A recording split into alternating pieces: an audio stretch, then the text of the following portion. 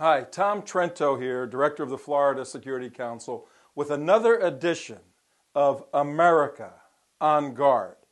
And America on Guard is the name we've given to watch over the United States of America, watch over the state of Florida, so that the implementation of Sharia law is suppressed, is indeed stopped. And we have on March 11th of this year an effort by Mr. Ahmed Badir, former CARE operative, and his new CARE front organization, United Voices, to march on Tallahassee, the state capital, introduce themselves to the state legislators. But what we really know, this is a stealth effort to insinuate Sharia law into the fiber and the daily processes of the state of Florida. So we're here on guard to stop that. And one of the ways we're going to do that is to deconstruct and to analyze a movie that Mr. Badir is touting and pushing all over the state of Florida right now. The name of the movie is What 1 Billion Muslims Really Think. And we've looked at the Gallup poll, Pew poll, CIA information, other intelligence sources. Thomas Friedman, tremendous writer. His is that the Muslim narrative, the story that actually exists about the way a Muslim thinks, is exactly what I'm going to show you right now. Take a look at this, what 1 billion Muslims truly think. We've all seen Muslims involved in worldwide unrest and destruction. Well, the first question to ask is about 9/11. The question that's been asked in many polls is, were Arabs involved in destroying the Twin Towers in 9/11 in New York? And if you look at this bit of information, a study was done, asked of Muslims worldwide, in Indonesia, in Egypt, in Turkey, Jordan, in Germany, in France, in Spain. And look at the totality of their responses. The white section is no Muslims were involved in 9/11. No Arabs were involved in 9/11. And the green part is, well, we're not quite sure. We're not quite sure if Saudi Arabia is an Arab country. Give me a break. But where we're going is showing the deadly and dangerous worldview of a significant portion of Muslims that we are on guard against here in the United States. Are we talking about all Muslims? Absolutely not.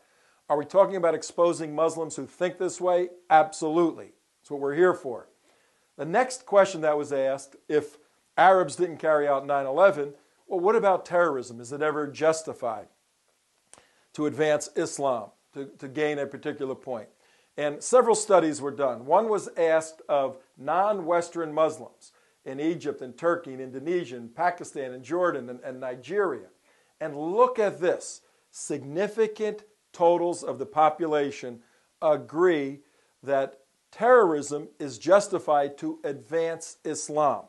These are frightening statistics, folks. Well, let's go to Western Muslims, because those in Europe have been there 60, 80 years now, and they're westernized. They may have a different view than the non-Western Muslims. Let's take a look. Again, more studies, Pew, Gallup, and others. In the UK, in France, in Germany, in Spain, significant populations of these countries believe that terrorism is justified. Just take a look at of the UK.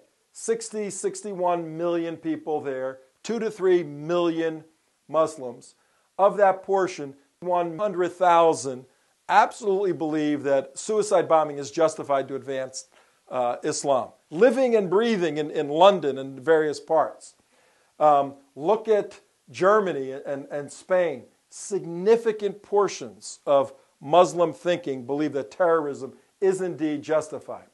Well, when you start connecting the dots, the next question to ask is, what is their loyalty to the country in which they live? Take a look at this. If you look at the UK, or even Germany or France or Spain, the loyalty that a Muslim has to Islam supersedes any sort of loyalty to that state's founding documents, whether it's a constitution, parliamentary documents, whatever it is. Now, we're going somewhere with this. Don't lose sight of what we're doing. We have Arabs had nothing to do with 9/11. Suicide bombing and terrorism is justified. strong loyalty to Islam.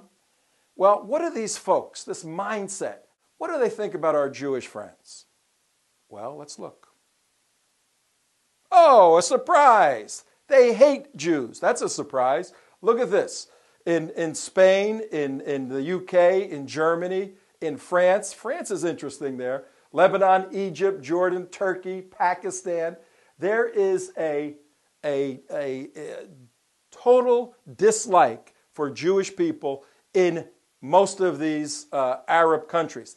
Now, look at the geographic impact right here. Look at the countries that are right around Israel: Egypt, Jordan, Lebanon. And a recent study shows that the Palestinian territories, 97% of Palestinians have a negative opinion of Jews. Well, what is a Muslim support for Sharia law? Look at this. Take a look at this. Egypt, Pakistan, Jordan, Bangladesh, Indonesia, Lebanon, Iran, Morocco. For the most part, if you are a Muslim, you necessarily have to and you desire to support this thing called Sharia law. I mean, the statistics are here. The fact is that the Islamic mindset is part and parcel supportive of Sharia law. Well, let's compare some of the First Amendment of the United States Constitution to the doctrines and the disciplines of Sharia law. Here's what we have with Sharia law. First part is a complete and total integration of church and state, with the Quran being the constitution of the state. Probably the most pure form of Sharia law is the country of Saudi Arabia. Raise your hand if you like to live in Saudi Arabia, okay?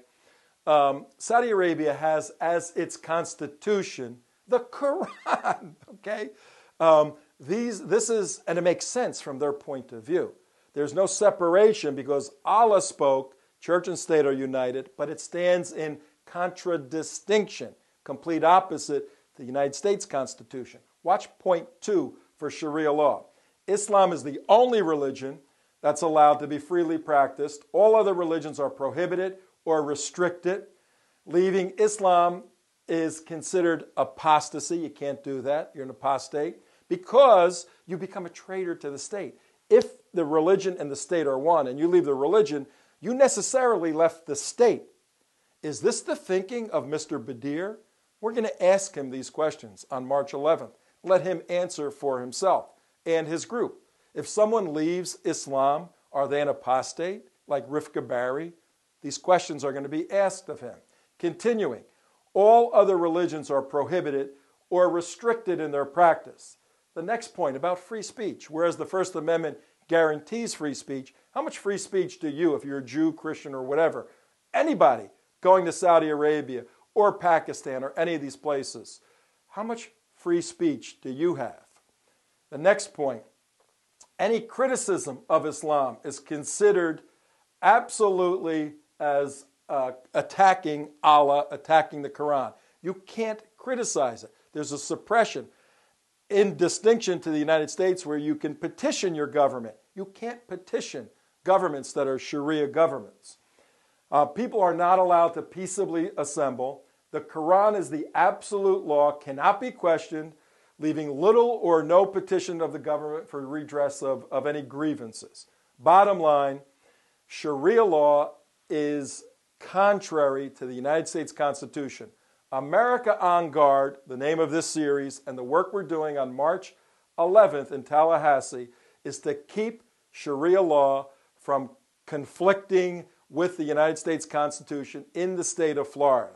We ask you to get involved. Sign up on the Florida Security Council website. We'll be putting out more exposés, more information like this. But this is critically important stuff. Everybody always asks when they find out this information, what can I do? Well, what can I do? Well, what you can do is get involved on March 11th. Get yourself up to Tallahassee. We're going to have a rally, a pro-American rally, standing against the Sharia desire movement by Badir and his United Voices. You can get involved that way. Give us a call. Sign up on the website. We're looking forward to working together. America on Guard, no Sharia, just the U.S. Constitution. Thank you very much.